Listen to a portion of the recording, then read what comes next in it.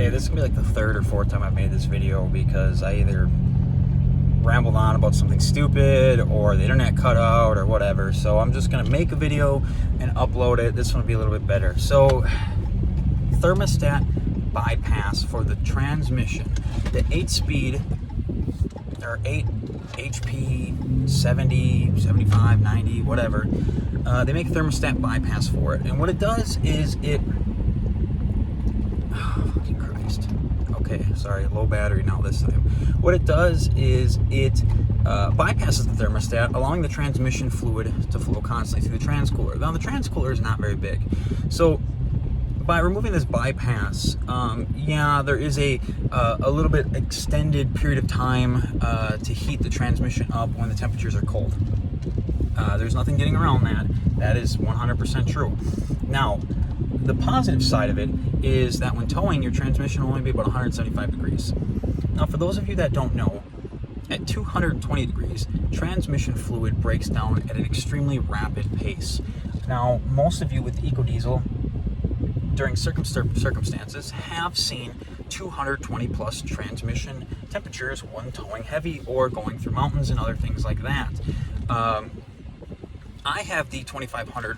I have the Ram 2500 grill on my grill and front end on my truck, so I don't see as high temperatures because I have significantly more air movement across the front of the pickup truck, or across the grill and everything else, than people with the 1500 front end. Now, with that being said, while towing heavy, I've seen 215 degrees, stock trans fluid, stock everything, which is still kind of crappy. Now, it doesn't break down at an extremely rapid rate like it does when it's at 220, but at about 180 to 190, that range there, transmission fluid actually starts to break down faster than it does at 170. At 170, it breaks down faster than it does at 160. The lower the transmission temperature to a certain extent, 165, 170 is really the lowest you want to go. The lower the transmission fluid to a certain extent, the better. Okay, the lower the fluid temperature is, the longer it's going to take the fluid to break down. The longer the transmission will last, blah, blah, blah. And you're right. You can let it be stock, leave it alone, change your transmission fluid every 30, 40,000 miles, and never have an issue. Or you could lower the transmission temp to 170, 175, still change it at a reasonable rate, 40 to 70,000 miles, and your transmission will last 1,000,000 miles versus your transmission going out a couple 100,000. Now, I saw a comment from somebody who tows boats and RVs, things like that, small RVs, things like that, that they have 750,000 miles in their stock transmission. Cool. These transmissions are made to last forever with proper maintenance. But regular people beat the shit out of their vehicles. Regular people do not do preventative maintenance when they're supposed to. Regular people do not warm their vehicles up. Regular people do not treat them properly in winter. They don't use the right additives. Regular people, face it, at the end of the day, do not do enough to care for their vehicle.